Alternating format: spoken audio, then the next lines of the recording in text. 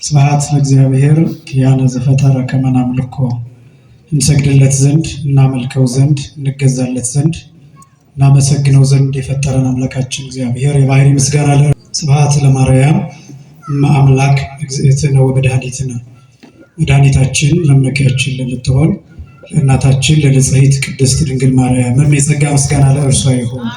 ስብሐት ለመስቀለ ክርስቶስ ዕፀ መድኃኒት ኃይልነ ወፀወንነ ኃይላችን አምባችን መጠጊያችን ጋሻችን ለሚሆን በቀራንዮ ለተተከለ መድኃኒት ለሚባል ለክርስቶስ መስቀልም የጸጋ ምስጋና ለእርሱ ይሁን። ክቡር አባታችን ሊቀ ምሁራን የኔታ አስተራየ፣ ክቡር ቀሲስ ግርማ፣ ክቡር ወንድማችን ዘማሪ ቀሲስ ሰይፉ መና፣ ክቡራን የእግዚአብሔር ልጆች አባቶች፣ እናቶች፣ ወንድሞችና እህቶች እንዲሁም ሕፃናት ሁላችሁም በልዑል እግዚአብሔር ስም እንደምን ዋላችሁ? እንደምን አመሻችሁ? አምላካችን እግዚአብሔር በዚህ ዕለት በዚህ ሰዓት በዚህ ቅዱስ ቦታ ተገኝተን ቅዱስና ሕያው ዘላለማዊ የሆነውን ቃሉን እየሰማን እንድንባረክ ስለፈቀደልን ስሙ ለዘላለም የከበረና የተመሰገነ ይሁን። የሊቃውንት አምላክ የምስጢር ባለቤት የቅዱሳን ፈጣሪ የአባቶቻችን አምላክ እግዚአብሔር በመካከላችን ተገኝቶ ምስጢርንና ጥበብን እንዲገልጥልን የእርሱ ቅዱስ ፈቃድ ይሆንልን። ሥርዓተ ቅዳሴ ተከታታይ ትምህርት ጀምረናል። ሳምንት ክፍል አንድን ተመልክተናል። ቅዳሴ ምንድን ነው የሚለውን ቀደሰ ከሚለው የግዕዝ ግስ እንደተገኘና ቀደሰ አመሰገነ፣ ቀደሰ አከበረ፣ ቀደሰ አነጻ፣ ቀደሰ አጸና፣ ቀደሰ ለየ የሚል 5 አይነት ትርጉሞች አሉ። ከዚያ ውስጥ ቅዳሴ ማለት ምስጋና፣ ክብር፣ መንጻት፣ መጽናት እና መለየት ማለት መሆኑን ሳምንት በስፋት ተመልክተናል። እንግዲህ ከዚያ ቀጥሎ የአገልግሎት መደቦች አጠቃላይ በቤተክርስቲያን ውስጥ የህብረት እና የአምልኮ አገልግሎቶች ተብለው የሚጠሩ ያ ማለት ህዝቡና ካህናት አንድ ላይ ሆነው የሚያገለግሏቸው አገልግሎቶች በቤተክርስቲያን ምንድን ናቸው የሚሉ በ4 ከፍለን ተመልክተናል። የአገልግሎት መደቦች የሚባሉት የመጀመሪያው የቅኔ ማህሌት የአገልግሎት መደብ፣ ሁለተኛ የሰዓታት አገልግሎት መደብ፣ ሶስተኛ የኪዳን አገልግሎት መደብ እና አራተኛ የቅዳሴ አገልግሎት መደብ። እንግዲህ ዋና ዋናዎቹ ናቸው እነዚህ እንጂ በዚህ ውስጥ የሚካተቱ ብዙ የአገልግሎት ዘርፎች አሉ። ለምሳሌ በቅኔ ማህሌት አገልግሎት የዋዜማ አገልግሎት አለ። በጣም ብዙ የሚካተቱ የአገልግሎት አይነቶች አሉ። የስብሐተ ነግ አገልግሎት አለ። አብይ ስብሐተ ነግ፣ ሌሎችም አይነት አገልግሎቶች ይካተቱበታል። ይሄ የቅኔ ማህሌት አገልግሎት በጣም ሰፊ እንደሆነ ሳምንት ተነጋግረናል። ከዚያ የሰዓታት አገልግሎት ብለን ለዚህንም በ4 ክፍለን ተመልክተናል። የመጀመሪያው አብ ወልድ ተብሎ ከመጀመሪያው ጀምሮ የሚቆምበት ክፍል ነው። ከመጀመሪያው ጀምሮ ይሄ እንደየባህሉ ሌሎ አትቦ ተነሳ ከሚለው ሊጀምር ይችላል። ከዛ ደግሞ ጊዜ ከሌለ የሰው ኃይል ከሌለ ሚካኤል ሊቀ መላእክት ተብሎ ሊጀምር ይችላል። ከዛ ደግሞ አሁንም ጊዜ ከሌለ አገልግሎት ኃይል የሚሆን ሰው ከሌለ ተፈሥሒ ማርያም ተብሎ እሱም የእሑድ አለ፣ የዘወትር አለ፣ የፋሲካ ሰሞን አለ። እነዚህ ልዩ ልዩ ክፍሎች አሉ። እነዚህ አገልግሎት አይነቶች አሉ። አጠቃላይ ግን እነዚህ አገልግሎቶች ሰዓታት በሚል አገልግሎት ውስጥ የሚመደቡ ናቸው። ሌላ የኪዳን አገልግሎት እሱንም በ3 ክፍለን አይተናል። የመንፈቀ ሌሊት አገልግሎት ኪዳን ወይም ኪዳን በ3 ይከፈላል። የመንፈቀ ሌሊት ኪዳን፣ የነግ ኪዳን እና የሰርክ ኪዳን ተብሎ አጠቃላይ 9 ክፍሎች አሉት። እነዚህ የኪዳን አገልግሎት ተብሎ እንደሚታወቅ ይህንን አንስተናል። ከዛ የቅዳሴ አገልግሎት ነው። የቅዳሴ አገልግሎት ደግሞ እሱም በ2 ይከፈላል። ብዙ አይነት አጠራር አለው ብያችኋለሁ። ቅዳሴ ያው ስርዓተ ቅዳሴ፣ ጸሎተ ቅዳሴ፣ ጸሎተ አኮቴት፣ ጸሎተ ቁርባን፣ ስርዓተ ቁርባን እንደዚህ እየተባለ ይጠራል። በብዙ አይነት ይጠራል። አሁን ቅዳሴ ሲባል እኛ ምናልባት በእርግጥ በደንብ የምናስታውሰው ይሄ አሐዱ አብ ቅዱስ ተብሎ የሚቀደሰው ስጋው ደግሞ የሚለወጥበት እሱን ነው በብዛት የምናውቀው። ግን ስርዓተ ቅዳሴ ተብሎ ደግሞ የሚታወቅ ሌላ አገልግሎት አለ። ለምሳሌ አሁን ክርስትና በሚነሳበት ጊዜ በ40 ቀን በ80 ቀን ሴትም ትሁን ወንድም ይሁን በዚያ ጊዜ ስርዓተ ቅዳሴ ይደርሳል። ስርዓተ ቅዳሴ ይደርሳል። ያ ማለት ስጋውና ደግሞ የሚለወጥበት አገልግሎት አይደለም፣ ሰውየው የሚለወጥበት ነው። ሕፃኑ የሚለወጥበት፣ ሕፃኗ የምትለወጥበት። ምን ማለት ነው? ወዴት ነው የሚለወጠው? ወዴት ነው የምትለወጠው ቢባል ከሰውነት ወደ እግዚአብሔር ልጅነት፣ ከምንነት አልኳቸው ወደ እግዚአብሔር ልጅነት የሚለወጥበት አገልግሎት የቅዳሴ ጠባዩ እሱ ነው። አሁን በዚህኛው በቅዳሴው በዋናው የቅዳሴ አገልግሎት ላይ 2 ነገሮች ነው መለወጥ የምንፈልገው። ሁልጊዜ እንደምገልጠው 2 ነገሮችን ነው መለወጥ የምንፈልገው። አንዱ ህብስቱን ወይኑን ወደ ስጋነትና ወደ ደምነት መለወጥ ነው አንዱ። ሁለተኛው ደግሞ የሚቀበሉትን ሰዎች ወደ ክርስቶስ አካልነት መለወጥ፣ የሚቆርቡትን ሰዎች መለወጥ። አንዱ ቁርባኑን መለወጥ ነው፣ ሁለተኛው ቆራቢዎቹን መለወጥ። አንደኛው ምኑን መለወጥ አልኳቸው? ቁርባኑን መለወጥ። ሁለተኛው ቆራቢዎቹን መለወጥ ነው። በቃ ይሄ የቅዳሴው ዓላማ በአጭር ቃል ተጠቅሎ ሲቀመጥ ይሄ ቁርባኑን መለወጥ ማለት ህብስቱና ወይኑ ተለውጦ የጌታ ስጋና ደም ነፍስ የተለየው መለኮት የተዋሃደው ስጋና ደም እንዲሆን መለወጥ። ሁለተኛው ደግሞ ያው በኋላ እንመለከተዋለን በስፋት የሚቆርቡት ሰዎች ተለውጠው የክርስቶስ አካል እንዲሆኑ ማለት ቁመታቸው አይደለም፣ መልካቸው አይደለም የሚለወጠው፣ አለባበሳቸው አይደለም የሚለወጠው፣ ግን ባሉበት ሆነው ልክ ስንቆርብ የክርስቶስ አካል ሆነን እንሰራለን። ይህንን ነው ያው ወልጦም በቅጽበት የሚላል እንዳልኳችሁ በኋላ እናየዋለን። መልክዓ ቁርባን ላይ በቅጽበት ይለውጣቸው ዘንድ የሚላል መንፈስ ቅዱስ ይወርዳል፣ የሚወርደው ደግሞ እንዲለውጥ ነው የሚላል እና ስለዚህ በቅዳሴ ጊዜ ይሄ ቤተ መቅደስ ውስጥ የሚካሄደው በጸሎተ ቅዳሴ፣ ስርዓተ ቁርባን፣ ጸሎተ ቁርባን እየተባለ የሚታወቀው ሁለት ነገሮችን ማከናወን ነው። ስርዓተ ቅዳሴ ግን በተለያዩ መልኮች ይደርሳል። ስርዓተ ቅዳሴ የሚባል ሌላም አገልግሎት አለ እያልኳችሁ ነው። ተንሱ ጸልዩ የክርስትና ብቻ አይደለም። ለምሳሌ ተክሊል ሲደርስ አይታችሁ እንደሆነ የሚጋቡ ጥንዶች ስርዓተ ተክሊል ሲደርስላቸው ስርዓተ ቅዳሴ ይደርሳል። ስርዓተ ቅዳሴ ይደርሳል። አሐዱ አብ ቅዱስ አለው፣ ተንሥኦ አለው። እነዚህ ነገሮች ይደረጋል። አንዱ ስርዓቱ ከሚደርሱ ስርዓቶች አንዱ ስርዓተ ቅዳሴ ስለሆነ ማለት ነው። በዚህ ጊዜ ስርዓተ ቅዳሴ ይደርሳል። እንደምታስታውሱት በሰሙነ ሕማማት በጸሎተ ሐሙስ ሁለት ጊዜ ስርዓተ ቅዳሴ ይደርሳል። ቅዳሜ ይደርሳል። ከዛ ደግሞ እሑድ ወተንሥአ ሲባል ያው እንደ ጊዜው እንደ ቦታው ባህል ሊለያይ ይችላል። ወተንሥአ የሚባለው ምስባክ የሚሰበከው ስርዓተ ቅዳሴ ደርሶ ነው። ይሄ ማለት ከዋናው ቅዳሴ በፊት የሚደርሱ ስርዓቶች አሉ ማለት ነው። ስለዚህ ስርዓተ ቅዳሴ የሚባል ሌላም አለ እያልኳችሁ ነው። የቅዳሴ አገልግሎት ተብሎ በዚህ ውስጥ ስለሚካተት ነው እንጂ እንግዲህ ከዛ በኋላ ወደ ቅዳሴው ፍሬ ሀሳብ መጠን ቅዳሴ መጀመሪያ ከማን ነው የተገኘው? ከምንድን ነው የተገኘው? ከየት ነው የመጣው የሚለውን እሱን ደግሞ የተወሰኑ ነጥቦችን 10 ነጥቦች አሉ ከመጽሐፍ ቅዱስ ብለን የተወሰኑ ነጥቦችን ተመልክተናል። ቅዳሴው ቀጥታ ከመጽሐፍ ቅዱስ የተቀዳ ነው። ቅዳሴው ቀጥታ ከመጽሐፍ ቅዱስ የተወሰደ ነው። እንዴት ሆኖ የመጣ ነው? ከየት ነው የመጣው ቢባል ኦሪት ዘጸአት ምዕራፍ እና እነዚህ ነጥቦች ሳምንት ተመልክተናል። ሶስተኛ ዝግጅት አለው ለቅዳሴ። በተለይ ቀዳሾቹ የሚያስቀድሱ ሰዎች ብቻ ሳይሆኑ የሚያስቀድሱ ሰዎችም ይሄን እንግዲህ ምስጢረ ቁርባን ላይ ከቁርባን በፊት ቤተክርስቲያን ሲገባ ምን ማድረግ እንዳለብን እነሱን በስፋት ተመልክተናል። የእናንተን ዝግጅት የሚመናንን ዝግጅት በተመለከተ ማለት ነው። እና ዝግጅትም እንደሚያስፈልግ ከመጽሐፍ ቅዱስ ነው ያገኘነው። ኦሪት ዘጸአት ምዕራፍ 19 አሁንም ከቁጥር 7 ጀምሮ እግዚአብሔር ሙሴን አለው ወደ ህዝቡ ሂድ፣ ዛሬና ነገም ቀድሳቸው ይላል። ዛሬና ነገ ምን በላቸው? ለያቸው ማለት፣ አዘጋጃቸው ማለት፣ አንጻቸው ማለት፣ አጽናቸው ማለት፣ ንገራቸው ማለት፣ አዘጋጃቸው። ቀጥሎ ልብሳቸውን ይጠቡ ይላል። ምናቸውን ይጠቡ? ልብሳቸውን ይጠቡ ይላል። በነገራችን አዲስ ልብስ ይግዙ አይደለም የሚለው፣ ምናቸውን ይጠቡ ነው የሚለው። ልብሳቸውን ይጠቡ። ከዚህ በፊት ታስታውሱ እንደሆነ ለስርዓተ ቁርባን ሳስተምራቸው አንድ ሰው ነጭ ልብስ ቢኖረው መልካም፣ ከሌለው ግን ያለውን ቱታም ቢሆን በሳሙና ቆንጆ አድርጎ አጥቦ እሱን ለብሶ መቁረብ ይችላል ብዬ ነገራቸው። ያለውን ለብሶ ለስጋው ደግሞ እንኳን አይደለም ነጭ ልብስ ቢገኝለት የወርቅ ካባ የወርቅ ልብስ ይገባዋል። ነገር ግን ከሌለ ደግሞ ያለውን አጥቦ መግባት ይገባል። ጌታም የሰርግ ልብስ አልለበስክም ብሎ የተቆጣ ያንን ሰው በምሳሌ ያስተማረው ልብስህን ለምን አላጠርክም ለማለት እንጂ የግድ አዲስ ልብስ መልበስ ግዴታ አይደለም። ቢሆን መልካም፣ እሱም ግን ላለው ሰው። ከዛ ውጭ ግን ጎዳና ተዳዳሪ የሆነው ሰው መጥቶ ቢቆርብ ያለውን የተቀደደውን ልብስ ለብሶም ቢሆን አካሉ የሚሸፍን ከሆነ እሱን አጥቦ ንጹህ አድርጎ መጥቶ መቁረብ ይችላል። ለዚህ ሰው ባል ይህን ነው ልብሳቸውን ይጠቡ ነው የሚለው እንጂ አዲስ ልብስ ይግዙ አይልም። ለምን? ሰው ባለው ነው መዘጋጀት የተገኘ። ከ3 ቀን በፊት ከሩካቤ፣ ከ3 ቀን እስከ 3 ቀን ድረስ ከቆረቡ በኋላ ከሩካቤ። እነዚህ ቀናት ከመጽሐፍ ቅዱስ የተወሰዱ ናቸው። ዝም ብሎ ተራ ነገር አይደለም። ይሄን እንድታውቁት ነው። አራተኛ ወሰን የሚል አንስተናል። ቁጥር 12 ላይ ኦሪት ዘጸአት ምዕራፍ 19 ቁጥር 12 ላይ ወሰንን ለሕዝቡ በዙሪያው አድርግላቸው። ወሰንን ለሕዝቡ ይላል። ለማን ይላል? ለሕዝቡ ይላል። ለካህናቱ አይደለም። ልብ በሉ በጥንቃቄ። ለሕዝቡ ወሰን አድርግላቸው። በየት? በዙሪያው።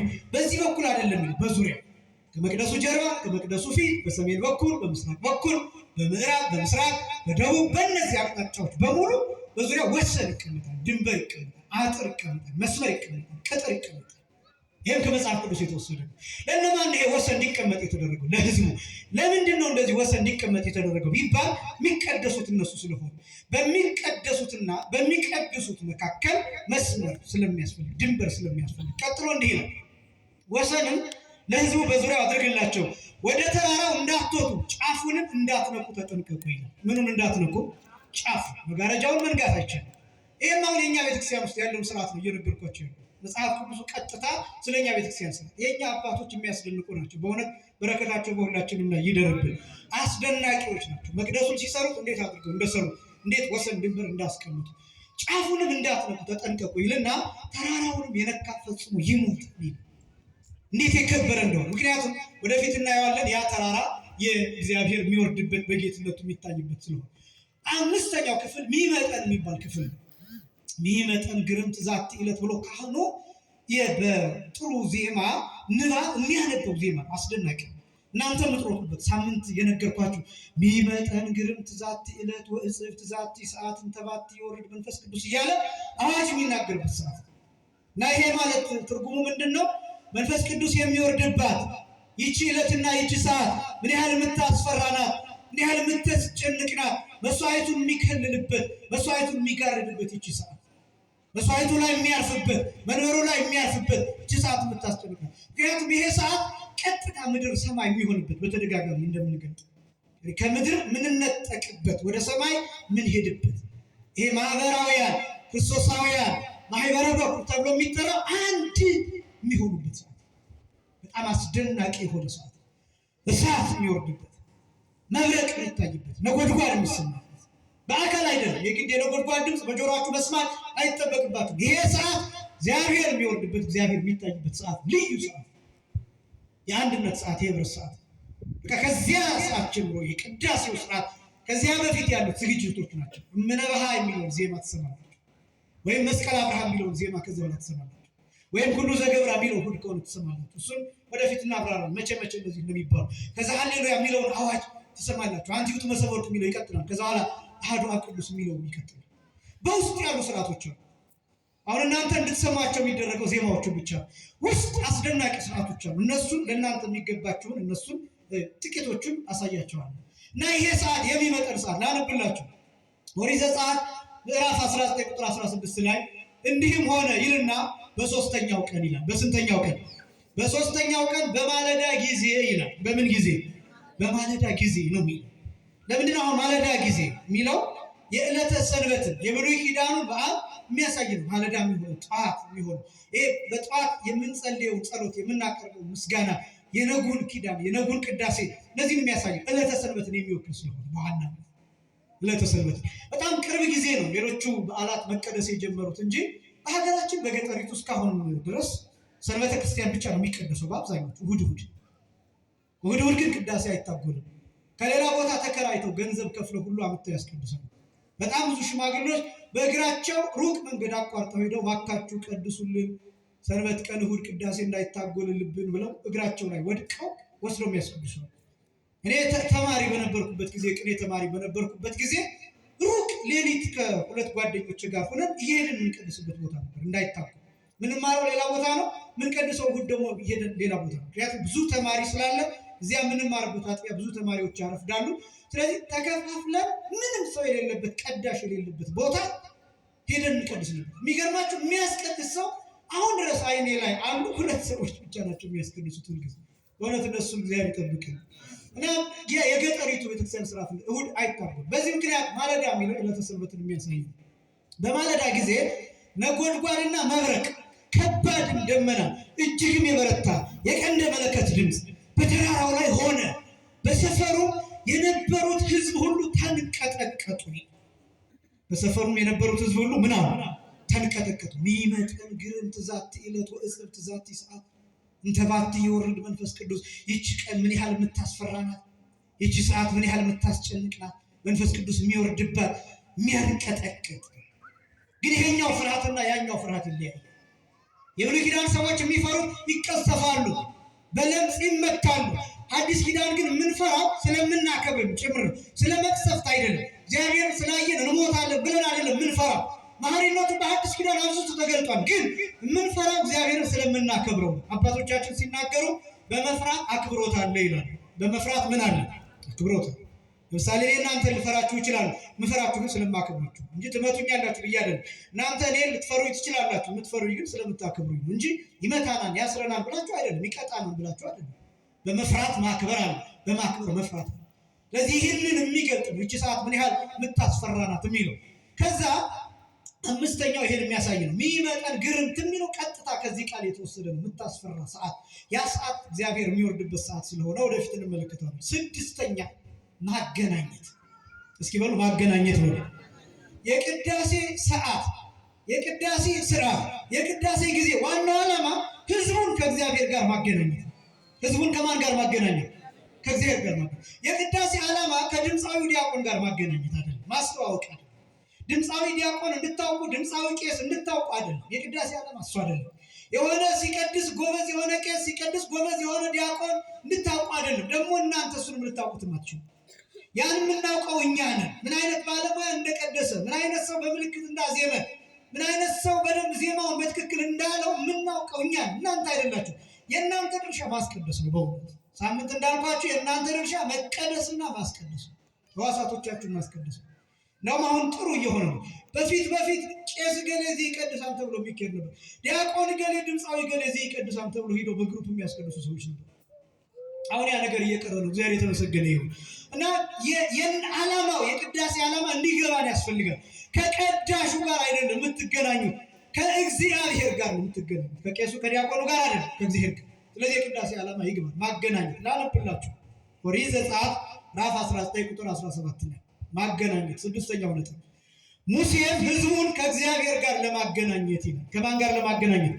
ሙሴ ህዝቡን ከማን ጋር ለማገናኘት? ከእግዚአብሔር ጋር። ህዝቡን ነው የሚሉ፣ ልብ ህዝቡን ነው የሚሉ፣ እናንተ ማለት ነው። ሙሴም ህዝቡን ከእግዚአብሔር ጋር ለማገናኘት ከሰፈር አወጣቸው። ከየት አወጣቸው? ከሰፈር አወጣቸው። የቅዳሴ ዓላማ እግዚአብሔር ጋር ለመገናኘት ከሰፈር መውጣት ያስፈልጋል። ከሰፈር መውጣት ሲባል ከቤት መውጣት ብቻ አይደለም። ከሰፈርተኝነት አስተሳሰብ፣ ከብሔርተኝነት አስተሳሰብ፣ ከቋንቋ አስተሳሰብ፣ ከመለያየት አስተሳሰብ፣ ከክፋት አስተሳሰብ፣ ከቂም፣ ከበቀል፣ ከመንደርተኝነት፣ መንደር ለመንደር ከመርመጥመጥ አስተሳሰብ ከዚህ መውጣት ይፈልጋል።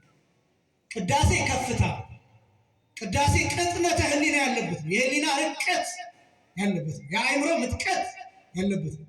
ከመላእክት ጋር የምናወራበት፣ ከቅዱሳን ጋር የምናወራበት፣ ሳምንት እንደገለጥኩት ከሙሽራችን ከክርስቶስ ጋር በፍቅር ጋር የምንነጋገርበት። ቅዳሴ መቀለጃ አይደለም። ቅዳሴ መሳቂያ አይደለም። ቅዳሴ ዋዛ ፈዛዛ ማውሪያ አይደለም። ቅዳሴ ፖለቲካ አይደለም። ቅዳሴ ሌላ ምድራዊ ሀሳብ ያለው አይደለም። ቅዳሴ መለየት ከፍታ ነው። እንደ ንስር የምትበሩበት ነው። በደመና የምትጓዙበት ነው። ወደ ሰማይ የምትሄዱበት ነው።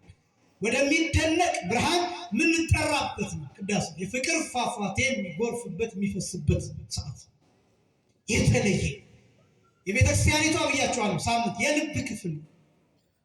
ቅዳሴ የቤተክርስቲያኒቷ የልብ ክፍል ነው። የመተንፈሻ አካሏን፣ ሳምባዋን፣ አንጎሏን፣ አእምሮዋን፣ ጭንቅላቷን፣ ልቧን።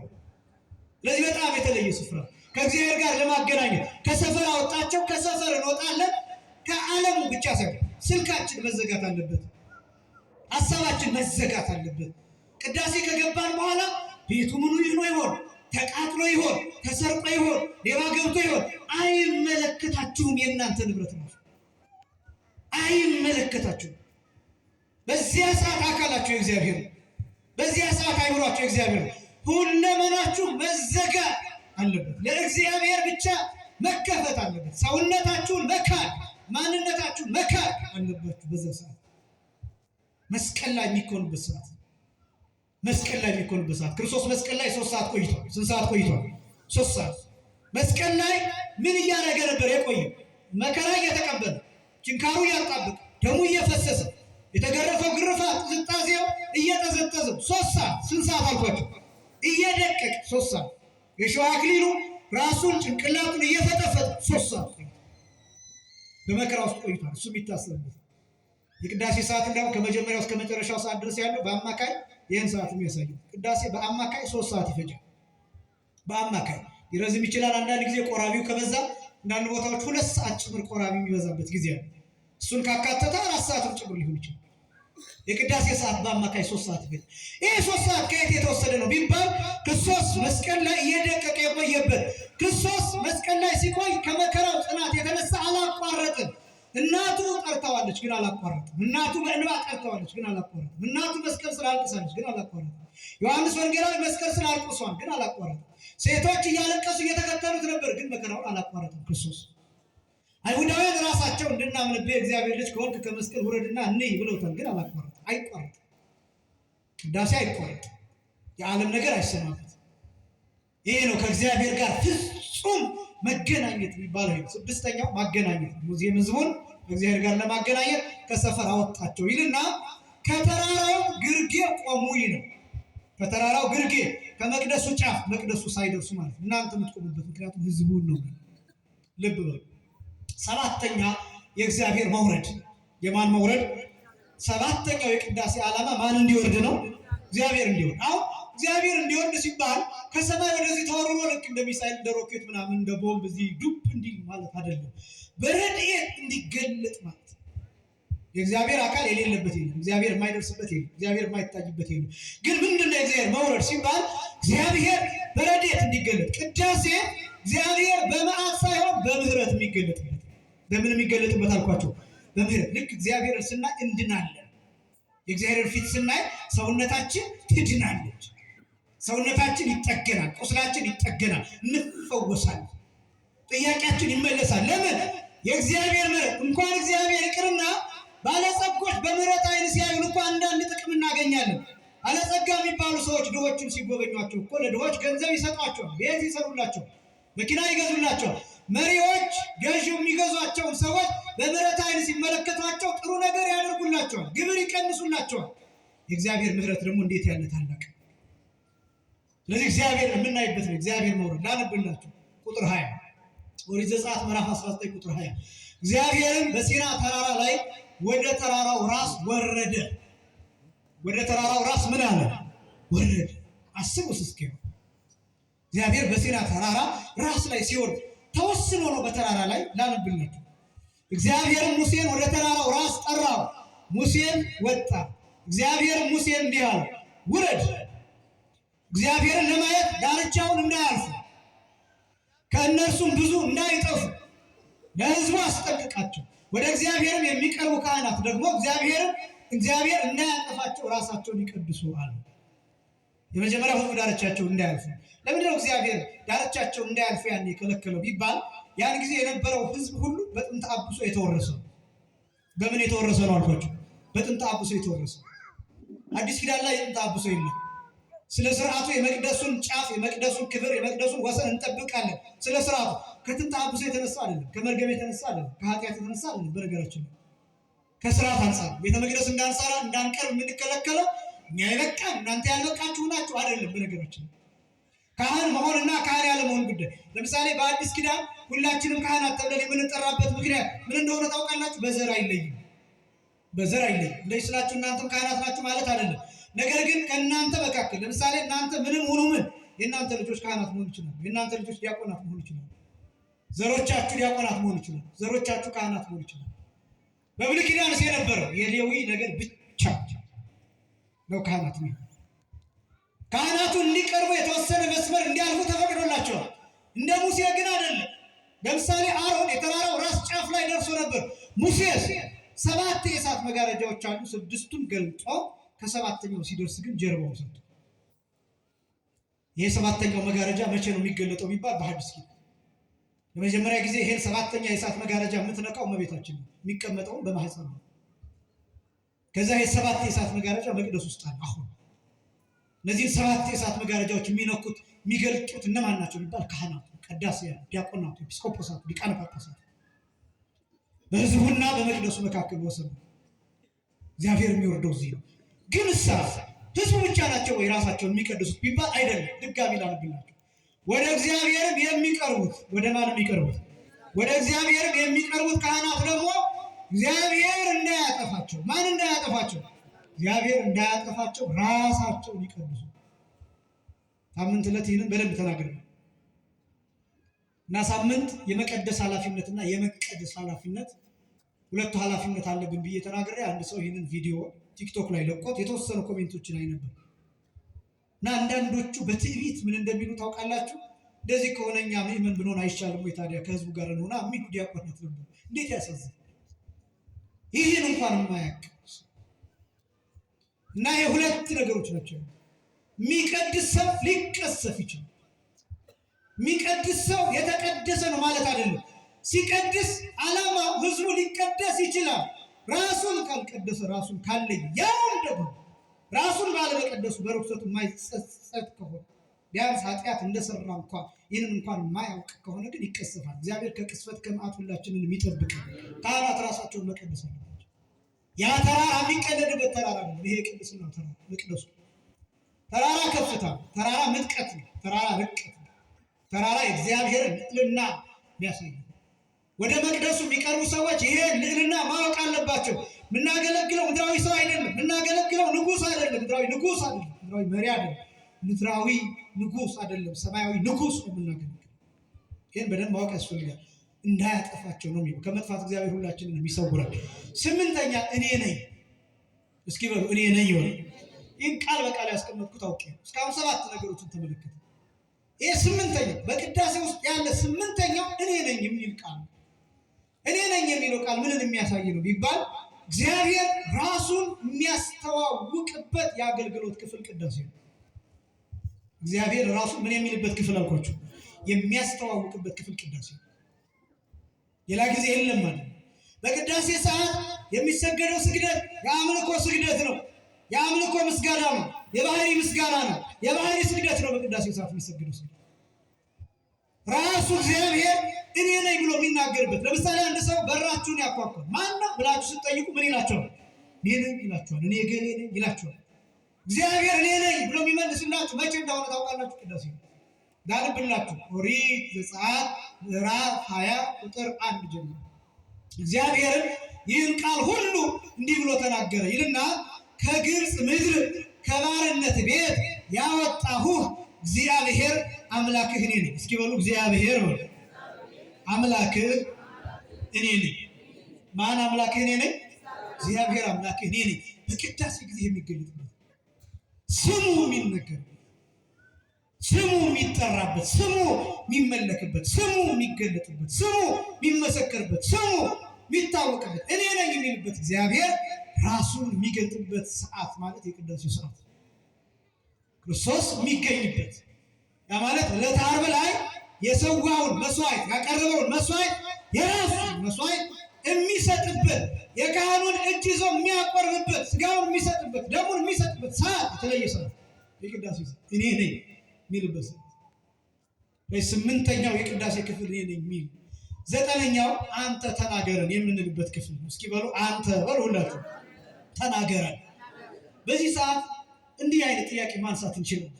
በቅዳሴ ጊዜ ለምንድነው ካህናት የሚቀድሱልን? ለምንድነው ዲያቆናት የሚቀድሱልን? ለምንድነው መካከለኛ የሚያስፈልገን? በቅዳሴ ጊዜ መካከለኛ ማለት አተረጓጉም ሁልጊዜ በእኛና በእግዚአብሔር መካከል የሚሆን።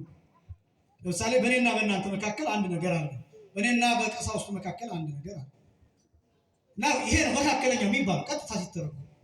ክርስቶስ መካከለኛ የሚባልበት አገላለጥ አለ። መካከለኛ የሚባለው ሰው አምላክም ስለሆነ እንደኛ በሞት መስሎናል እኛ። ከዛስ ሞትን ድል በማድረግ ደግሞ አባቱን የባህሪ አባቱን አብን የባህሪ ሕይወቱን መንፈስ ቅዱስ ይመስሏል። በስልጣን እኩል ስለሆነ ይራባል እንደኛ። ከዛስ ደግሞ የማይራብበት ደግሞ ጠባይ አለ።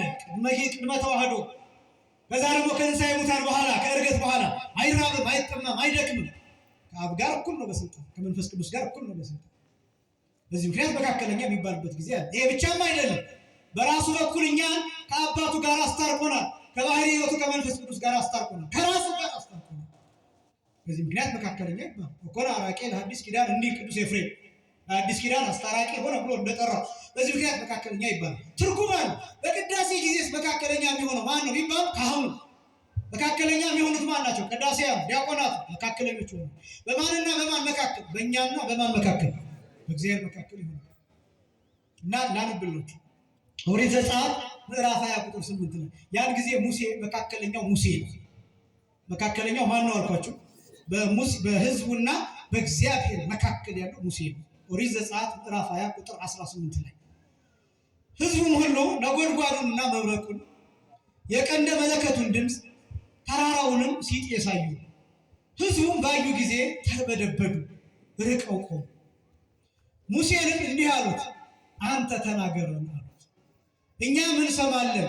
እንዳንሞት ግን እግዚአብሔር አይናገረን አሉት። ማን አይናገረን? ምን እንዳለን። ስለዚህ ማን ይናገራቸው? ሙሴ የፈለጉት ማን እንዲናገራቸው ነው? እንዳያናግራቸው የፈለጉት ማንን ነው? እግዚአብሔር። ለምንድን ነው እግዚአብሔር እንዳያናግራቸው የፈለጉት? ፈሩ። ተራራው ምን እየሆነ ነው? እየጨሰ ነው። ተራራው ላይ ምን አለ? መብረቅ። ተራራው ላይ ምን አለ? ነጎድጓድ። ተራራው ላይ ምን አለ? ደመና። ተራራው ላይ ምን አለ? ጨለማ። ተራራው ላይ ምን አለ? ጭስ፣ ድምፅ። ስለዚህ ፈሩ። ተራራው እየተቃጠለ እየነደደ አይተውታል። ፈሩ። ከዛስ የእግዚአብሔር ድምፅ ሲወጣ እኔና እናንተ የሆነ አውሮፕላን ማጠገባችን ቢያልፍ እንዴት እንደምንደነግጥ የእግዚአብሔርን ድምፅ አስቡ። አትስረቅ ብሎ ሲናገር በጆሮአቸው ሲያልፍ ሰውነታቸው እስኪቀልጥ ድረስ ደነገጡ። ተራራው እየተንቀጠቀጠ አዩ። ሰውነታቸው ተርበደበደ፣ ተንቀጠቀጠ። ስለዚህ ሙሴን ጠየቁት፣ እግዚአብሔር አይናገረን፣ የእግዚአብሔርን መልእክት በአንተ በኩል እንስማው። ስለዚህ አንተ ተናገር። በቅዳሴ ጊዜ እኔ በጣም የሚደንቀኝ ምን እንደሆነ ታውቃላችሁ? እግዚአብሔር በአካል ቢገለጥ ሁላችንንም እንጠፋለን። ለምን እንደሆነ ታውቃላችሁ? አንችልም። ለምሳሌ እነዚህን ላይቶች አሳድገን በጣም በብዙ አትጨምረን ፊታችሁ ላይ ብናበራው መቋቋማችሁ። ያው ወደ እናንተ ሳይ የተወሰነ እየተጨነኩ ነው የማያችሁ፣ ምክንያቱም ላይቱ ፊት ለፊት ነው። እስኪ እግዚአብሔርን ብርሃን አስቡት። እስኪ የባህሪውን ብርሃን አስቡት። በጣም ብዙ ፓውዛዎችን እዚህ ሰብስበን ወደ እናንተ አዙረን ብናበራቸው አይናችሁ እንዴት እንደሚጨነቅ ተመልከቱት። መላእክት ራሳቸው በሙሉነት አይገለጡም። በነገራቸው መላእክትን በልካቸው አይቷቸው የሚያውቅ የለም።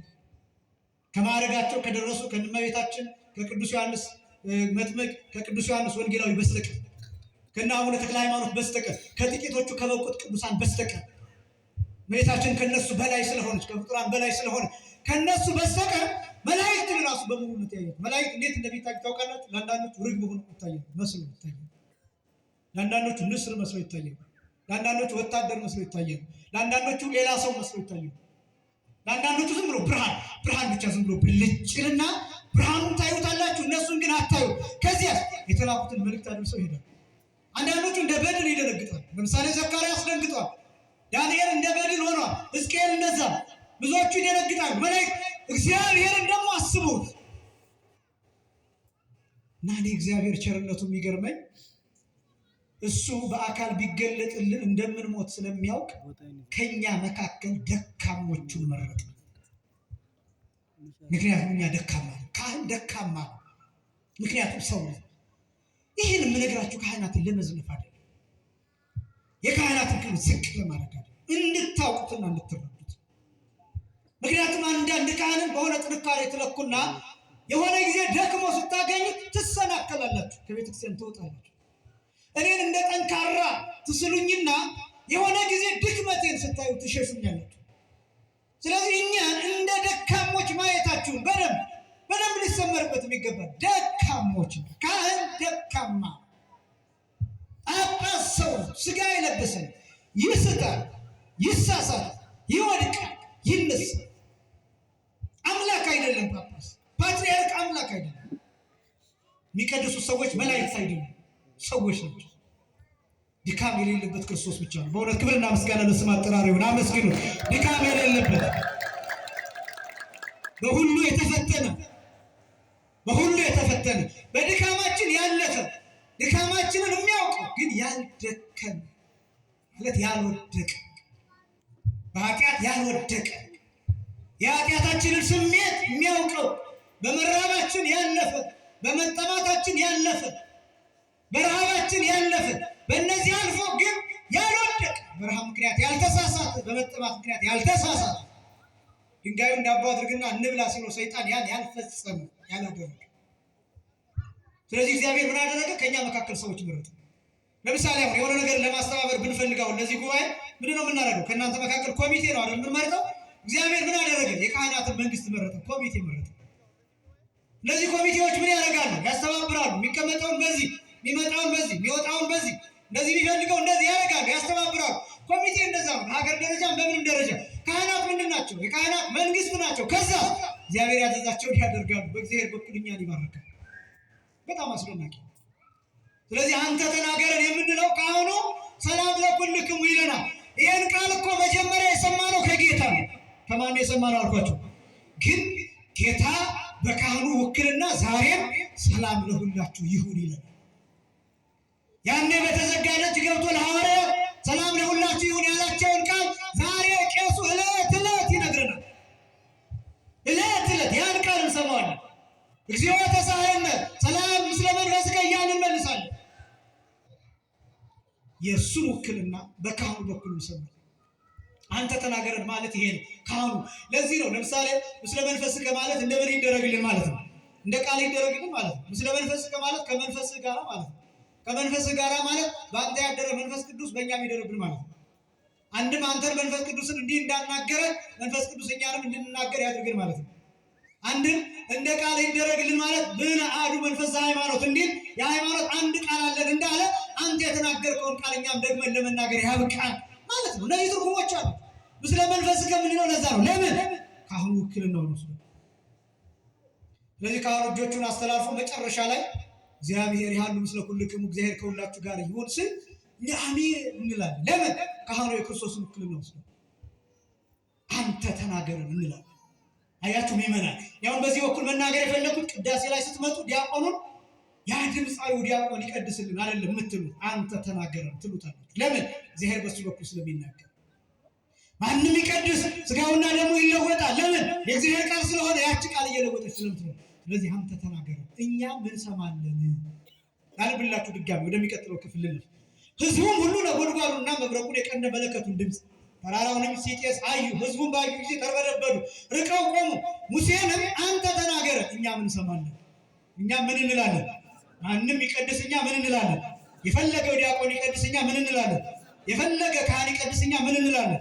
ጳጳስም ቢቀድስ እኛ ምን እንላለን? እንሰማለን። እናንተ የምትነቅፉበት ትናንት ሰክሮ ያያችሁት ቄስ ዛሬ ሲቀድስ ብታዩት እኛ ምን እናደርጋለን? እንሰማለን። አንነቅፍ። ካህኑን በግል ኃጢአቱ እግዚአብሔር ይጠይቅ፣ ዲያቆኑን በግል ኃጢአቱ እግዚአብሔር ይጠይቅ። ስለዚህ እኛ እንሰማለን። ይሄ ነው የኛ ኃላፊነት። እንዳንሞት ግን እግዚአብሔር አይናገረን። ይህን የምንለው ከአካሉ የተነሳ ካለመመርመሩ የተነሳ ብርሃኑ አንድ ላይ ቢገለጥ እኛ አንችልም እና ስለ ቸርነቱ ከኛ ከደካሞቹ መካከል ደካማ መርጦ ደካሞቹን ይባርካል።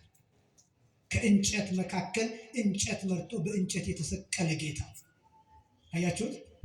ከእንጨት መካከል እንጨት መርጦ በእንጨት የተሰቀለ ጌታ፣ በመስቀል የተሰቀለ ጌታ። ሁልጊዜ እግዚአብሔር ምን እንደሚያደርግ ታውቃላችሁ? ጥበበኞችን ሊያሳፍር የዓለምን ሞኝ ነገር ይመርጣል። የዓለምን ምን ነገር ይመርጣል? ሞኝ ነገር፣ ተራ የሚመስል ነገር፣ ዝቅ ያለ የሚመስል ነገር እግዚአብሔር ይመርጥና በዚያ እኛን ያድናል። በውሃ ያድነናል። ውሃውን ባርከነው ቅዱስ ውሃ ሆኖ ያድናል። በአፈር ያድነናል። እዚህ ያለው አፈር የተቀደሰ ስለሆነ ስንቀባው ያድነናል። ለሰዎቹ ስንታይ አፈር ቀብተን ትቢያ አፈር፣ ተራ አፈር ይመስላችኋል፣ አመድ ይመስላችኋል። መስቀለኛ ምልክት ቀብተን እሱ ግን የተቀደሰ እግዚአብሔር በዛኛ ይፈውሳል። አስደናቂ። ስለዚህ እግዚአብሔር ሁልጊዜ ከደካሞች መካከል ደካማን ይመርጥና ደካሞችን ያድናል። አንተ ተናገረን ምን ለሄ አስረኛ የመጨረሻው በቅዳሴ ውስጥ ያለው ትልቁ ጉዳይ የኪዳን ደንብ። እስኪ በሉ የኪዳን ደንብ። መጨረሻው ቅዳሴ ውስጥ የሚያስፈልገው እሱ ምን ልንሰራ ነው? ምን ቀድሰው ይሄን ሁሉ ምን ልንሰራ ነው? ያን ያህል ሁሉ ሰዓት በእግዚአብሔር ቃል እየተቃጠልን የምንቆየው እየነደድን የምንቆየው፣ ካህኑ እየተሰቃየ የሚቆየው፣ ዲያቆናቱ እየተሰቃዩ። በነገራችን ላይ ቅዳሴ በጣም ከባድ። እነዚህ ነገሮች የግል ጠባያት አስቀድሜው ካህናት ለሌላው ተግሳጽ የሰጠውበት እንዳለ ሆኖ ግን ቅዳሴ በጣም ከባድ። ቅዳሴ የሚባለው አገልግሎት ከተፈጸመ በኋላ ምግብ መብላታችሁ ነው። በነገራችን እኔ እንዴት እንደሆነ አላውቅም። ይሄ ሁሉ ጊዜ ለኔ ለራሴ የሚረቅብኝ በቃ ሰውነታችን ይቆራረጣል፣ በጣም ይደክማል። ቀኑን ሙሉ ነው የሚደክመው። በጣም መጽሐፍ ማንበብ አይቻልም። በጣም የጥሩ ውይይት ማድረግ እንኳን ቃለ ምልልስ ማድረግ እንኳን በጣም ከባድ ነው። ከቅዳሴ በኋላ ያለ ይሄ ምግብ የሚባል ነገር አይወሰዳችሁም። በቃ ይዝግት ያለ ነገር ነው። በጣም ከባድ ነው የቅዳሴ አገልግሎት እና ለምን እንደሆነ ታውቃላችሁ? 3 ሰዓት በአማካይ ጊዜ ወስዳን ብያችኋለሁ። ከባድ የሆነ ትኩረት ይፈልጋል፣ ኮንሰንትሬሽን ይፈልጋል። ለምሳሌ ካህኑ የሚያከናውናቸው ነገሮች አሉ። እያዜመ የሚያዜመውን ያስብ። እንደገና ደግሞ ስርዓት አለ፣ የሚያከናውናቸው ስርዓቶች አሉ። የሚባረካቸው ቡራኬያት አሉ፣ የሚያመለክታቸው ምልክቶች አሉ፣ የሚያደርጋቸው ጥንቃቄዎች አሉ። ከዛ ቀጥሎ ምን እንደሚል ምን እንደሚወጣ እነዚህን ያስባል። ቅዳሴያቱ ይለያያሉ። 14 ቅዳሴያት አሉ። አንዳንዱ ረጅም ነው፣ ንባቡ በጣም ከባድ ነው። እንደገና ደግሞ ዜማውን ማሰብ አለ በመሃል። ከዛ እንደገና ደግሞ ወጥቶ መባረክ አለበት። እነዚህ ሁሉ ስርዓቶች ልብሱ ሊረዝመው ይችላል።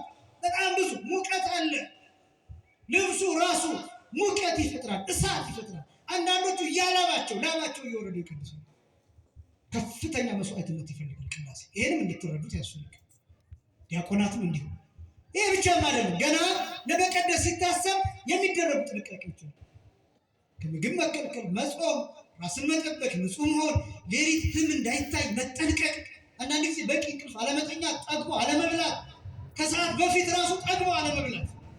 ለምን ሰው ጠግቦ ከበላ ሌሊት በህልም ሊፈተን ስለሚችል ዝኔ እንዳያገኝ እንዳይፈተን ምግቡን ይለያል። ሙቀት የሚፈጥር ወይም ካርቦሃይድሬት ያለው ምግብ እንዳይመገብ ይሆናል። በጣም ብዙ ጥንቃቄዎች አሉ ቅዳሴ። ይህንም እንድታውቁት ያስፈልጋል። በዚሁ እግረ መንገድ ለቀዳሾችን ጭምር ቦታ እንድትሰጡ ማለት ነው። የኪዳን ደም ለማግኘት ቃል ኪዳን ደም ላነብላችሁ። ኦሪት ዘጸአት ምዕራፍ 24 ከቁጥር 4 ጀምሮ ሙሉላን ነው። ሙሴም የእግዚአብሔርን ቃሎች ጻፈ። የማንን ቃሎች ጻፈ? በቃ ቅዳሴ ማለት የማን ቃል ማለት ነው? የእግዚአብሔር ቃል ማለት ነው። የእግዚአብሔርን ቃሎች ጻፈ። ማለዳም ተነሳ። መቼም ተነሳ? ማለዳ ተነሳ። ካህኑ ከኛ ቀድሞ ነው የሚነሳው። የሚቀድሰው ካህን እኔና እናንተ ልክ ምን ለሃ ሲባል የቃጭል ድምፅ ወይ የደወል ድምፅ ደም ሰምቶ አይደለም የሚመጣው። ካህኑ ሌሊት ነው የሚመጣው። ሌሊት ገብቶ የጸሎተ ዕጣን ጸሎት ይጸልይ። ጸሎተ ዕጣን የሚባል ራሱን የቻለ መጽሐፍ አለ።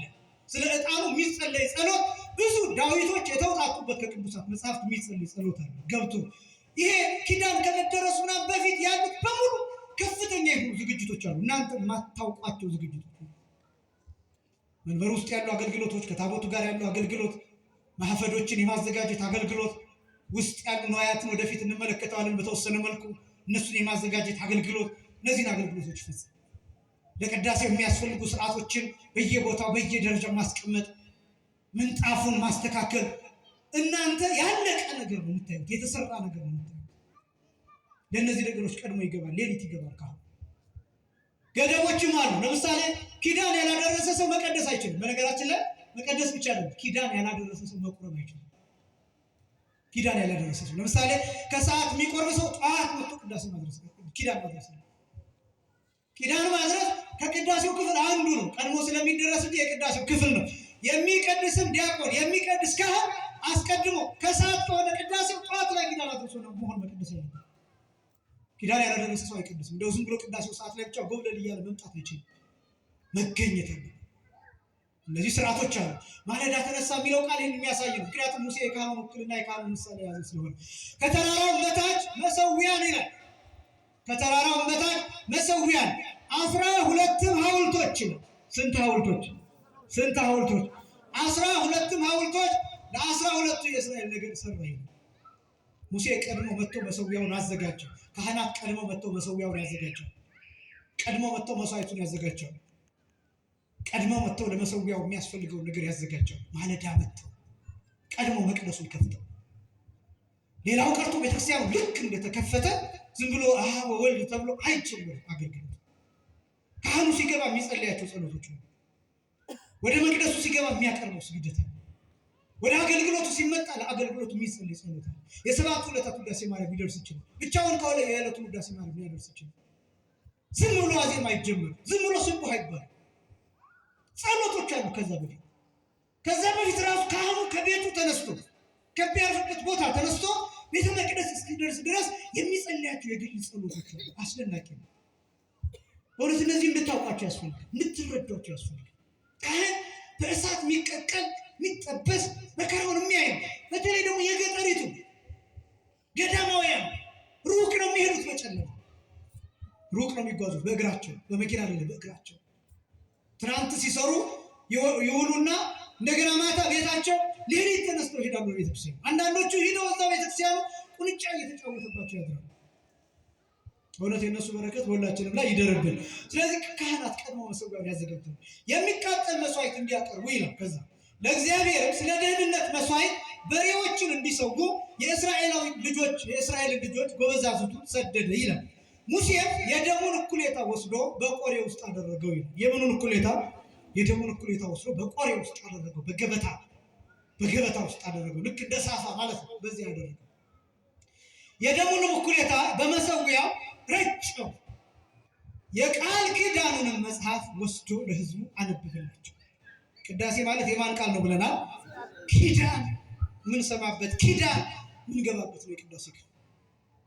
የእግዚአብሔርን የምንሰማበት፣ እኛ ደግሞ ለእግዚአብሔር የምንናገርበት ነው። የቃል ኪዳኑንም መጽሐፍ ወስዶ ለሕዝቡ አነበበላቸው። እነርሱ እግዚአብሔር ያለውን ሁሉ እናደርጋለን እንታዘዛለን አሉ። እስኪ በሉ እግዚአብሔር ያለውን ሁሉ እናደርጋለን እንታዘዛለን። በየመሃሉ በቅዳሴ ጊዜ አሜን የሚል ተደጋጋሚ ታስታውሳላችሁ? አሜን የሚል ቃል ትሰማላችሁ። ይሄ ማለት ነው አሜን ይሁንልን፣ አሜን ይደረግልን፣ አሜን እናደርጋለን፣ ልክ ነው እናደርጋለን፣ እሺ እንታዘዛለን፣ እሺ እናደርጋለን ማለት ነው።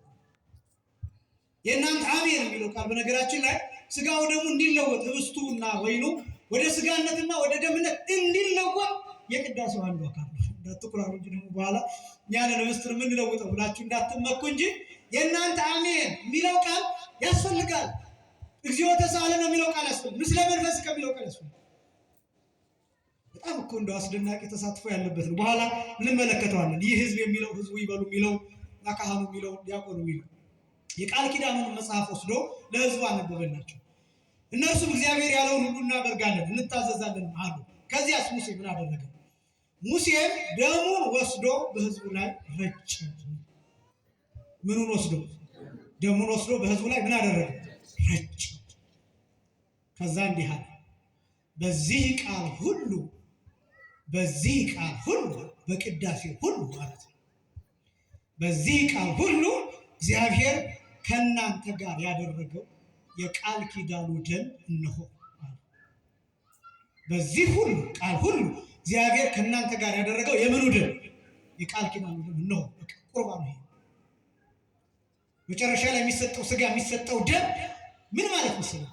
እስካሁን ተንሥኡ ለጸሎት ያልንበት፣ አሐዱ አብ ቅዱስ ያልንበት፣ መልእክታት ያነበብንበት፣ ወንጌል ያነበብንበት፣ ከ14ቱ ቅዳሴ አንዱን የቀደስንበት፣ ይሄ ሁሉ የተጨነቅንበት፣ ከእግዚአብሔር ጋር የተገናኙበት የቃል ኪዳኑ ደም ይሄ።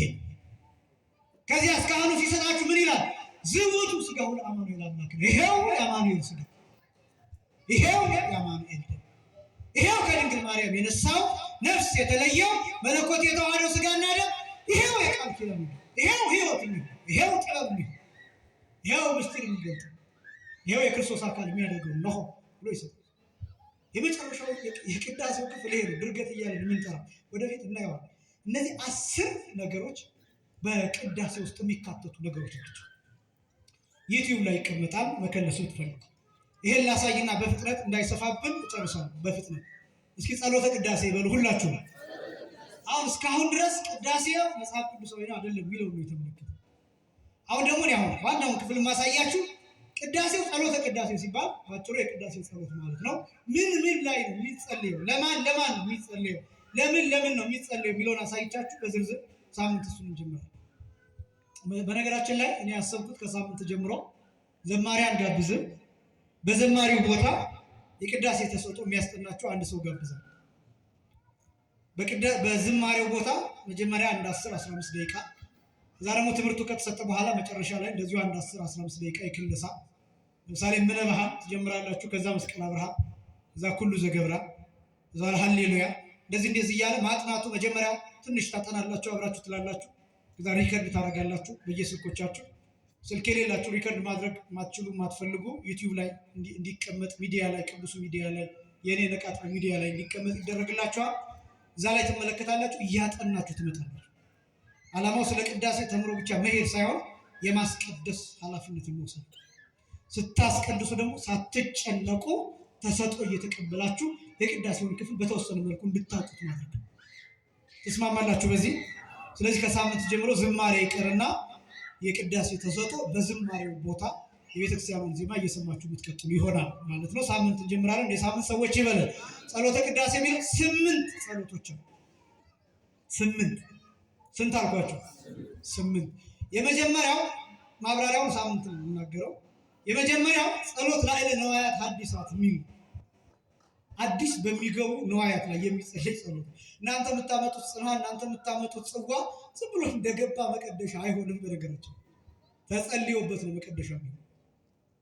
ካልተጸለየበት ሜሮን ካልተቀባ ያ ጽዋ እናንተ ቤት ከምትጠቀሙት ዕቃ ቁሳቁስ የተለየ አይሆንም። ተጸልዮበት ሜሮን ተቀብቶ። ስለዚህ ጸሎት ላዕለ ነዋያት ሐዲሳት የሚል አለ። አዲስ የሚገቡ ነዋያት ላይ የሚጸልይ ጸሎት ነው።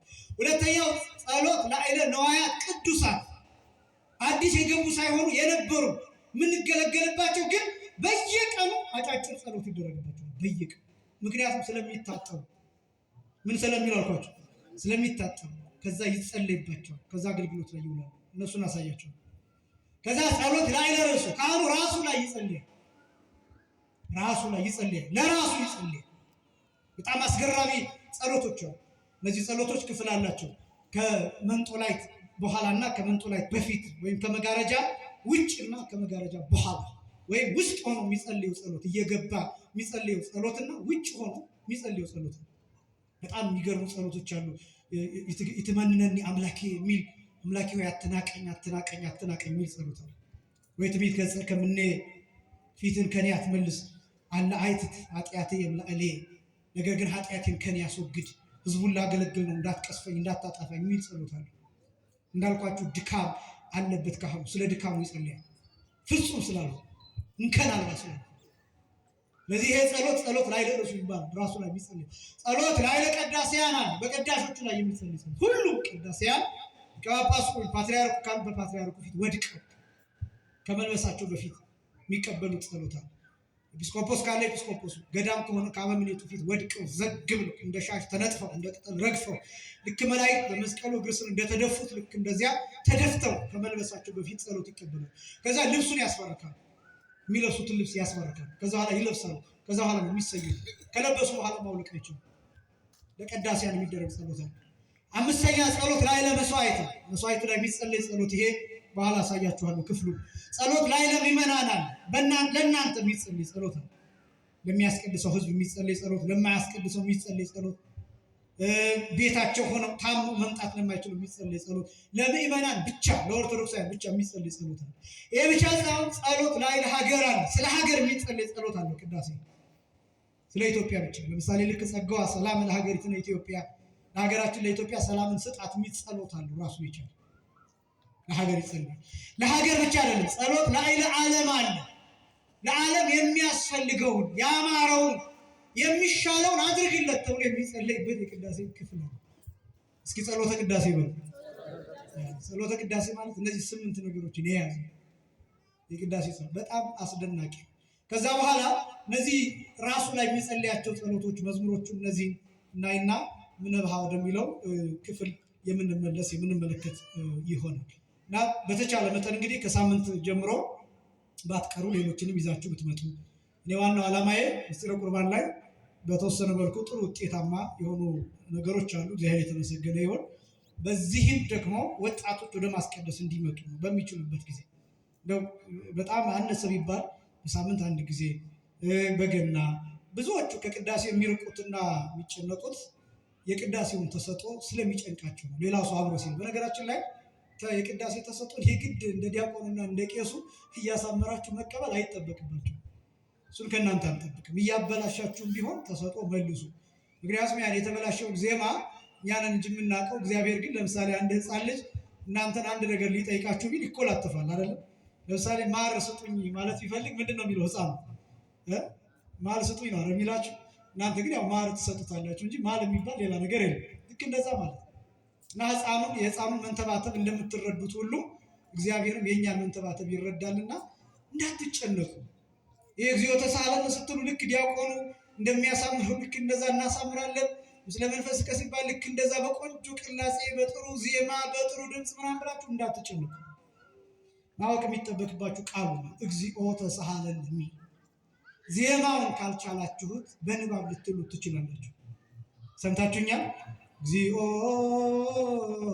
ተሳሃለኒ ማለት ካልቻላችሁ እግዚኦ ተሳሃለኒ ማለት ትችላላችሁ። እውነቴን ነው የሚያችሁ።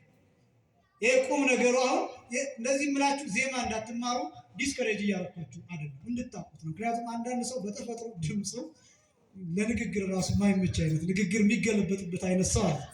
ይሄ እንግዲህ በተፈጥሮ ምንም ይሄ ቮካል ኮርዳችን በተፈጥሮ የሆነ ነው እና ስለዚህ የግድ እንደው በኃይል ቃለ እግዚአብሔር በኃይል እንደሚባለው በኃይል ማለት አይጠበቅባችሁም እና ማለት መቻል ምስለ መንፈስከ የሚለውን ማወቅ መቻል ምን እየተባለ ነው አሁን የሚለውን ማወቅ መቻል ያ ነው ትልቁ ነገር እንጂ የግድ እንደው ዜማ እያሳመራችሁ ተሰጥቶ እንድትቀበሉ እንደዛ አይደለም የምንጠብቀውና ስለዚህ ሳትሳቀቁ ቢያንስ በቅዳሴ መሃል የሚባለው ምን እንደሆነ ያወቃችሁ እንድታስቀድሱ ሲባል ከሳምንት ጀምሮ የቅዳሴ ተሰጥቶ ዜማ መጀመሪያና መጨረሻ ላይ በጥሩ ባለሙያ አንድ ያናገርኩት አለ ጥሩ ባለሙያ ወጣት ልጅ እሱን ይዤ እመጣለሁ። ሰሙታላችሁ። ከተስማማችሁ ይቀጥላል፣ ካልተስማማችሁ ይቀየራል። ቀሲስ ሰይፉ ባለሙያ ናቸው፣ የቅዳሴ ባለሙያ ናቸው። እነሱንም እንጋብዛለን። ሌሎችም በጣም የቤተክርስቲያን እንቁ የሆኑ ልጆች አሉ። ያሁን ትምህርቱንም ዜማውንም ላለማለት እንጂ እንደዛ ማድረግም ይቻላል፣ ግን ላለመደረግም ጭምር እንደገና ከትምህርት ወደ ዜማ ከዜማ ወደ ትምህርት ሲኬድ ፎርሙን ያበላሸዋል፣ የትምህርቱን ፍሰት ይረብሸዋል እና ያ እንዳይሆን ባለዜማ እናመጣለን። የሚያስተምረው ደግሞ መምህር ነቃ ጥበብ ይሆናል ማለት ነው። የሳምንት ሰዎች ይበለን። ያስተማረን የአባቶቻችን አምላክ እግዚአብሔር ይክበር ይመስገን። ወስብሐት ለእግዚአብሔር።